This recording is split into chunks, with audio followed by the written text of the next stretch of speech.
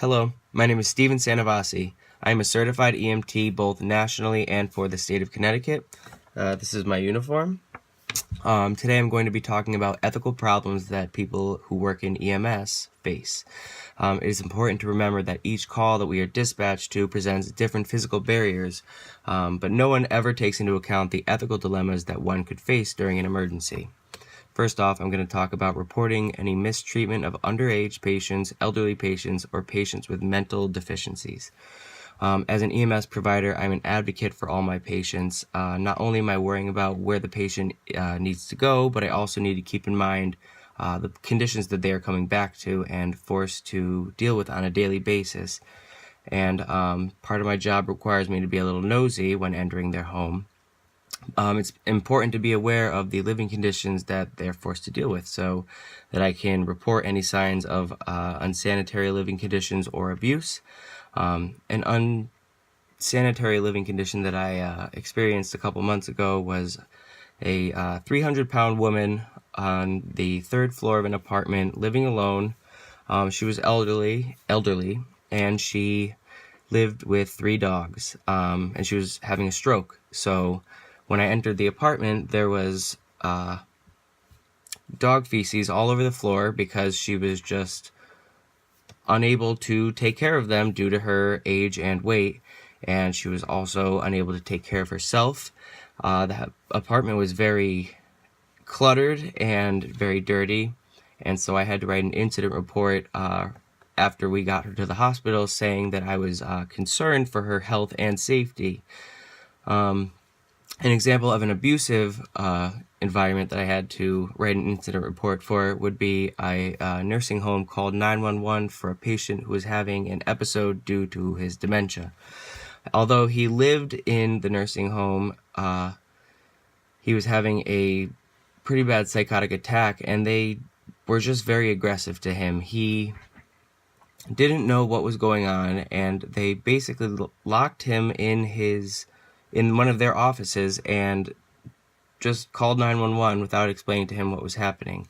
When we got there, because he didn't know what was going on, we couldn't initially take him because that would be kidnapping, and they were just brushing him off to us, and it just seemed wrong. Although he may have been acting a little aggressive, he was honestly probably more scared because of the dementia. So I had to write an incident report for that. The next thing I would like to talk about is a mass casualty incident and how to triage the patients. Being an employee of emergency medical services means that we have to make tough decisions kind of on the spot.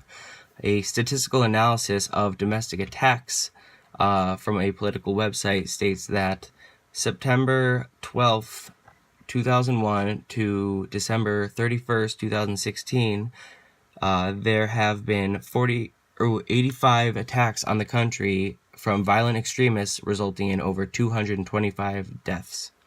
A mass casualty incident, or MCI, can be described as any number of casualties that exceed the number of resources that are available.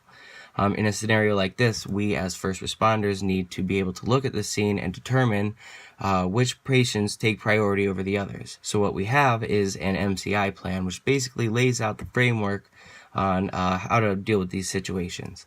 It provides a coordinated, immediate response from nearby towns to come and take care of the victims of this incident, to help us take care of it. But since time is precious, while we wait for the mutual aid to arrive, we have to kind of perform a self-triage on the spot.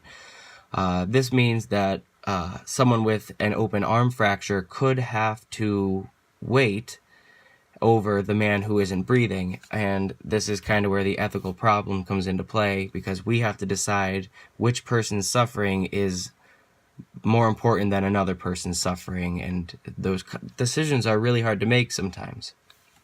The last thing I want to talk about is when to stop resuscitation on a cardiac arrest patient. In my opinion, determining when to stop resuscitation is one of the biggest ethical problems that we face in EMS. When a person is in cardiac arrest in real life, it's nothing like you see on TV where they do 10 chest compressions and a breath and the patient pops up ready to go. As stated by the American Heart Association, as of 2016, only 12% of people who experience cardiac arrest actually walk out of the hospital, which is, in my opinion, a disturbingly low number.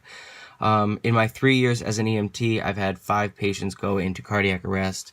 One of the 5, we were actually able to get their heart beating again, and even though we were able to do that, he had been without oxygen for so long that he had pretty significant brain damage, and so they just put him on comfort measures until he passed on about 2 weeks later. We have a set of protocols that are the most up-to-date versions of CPR and emergency care, and they guide us what to do in emergency situations like this. They tell us what to look for on the patient's body, and if the patient is too far gone, to bring back.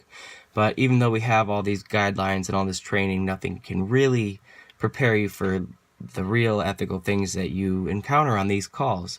For example, a patient's loved one hysterically begging you to save their loved one, and while you're trying to do your patient care, and that's stressful enough as it is, getting dispatched to a minor or infant cardiac arrest, or even getting dispatched to someone you know's house. There are just so many things that can get in your head and prevent the patient care. And honestly, you don't realize that the patient isn't the only one going through the trauma.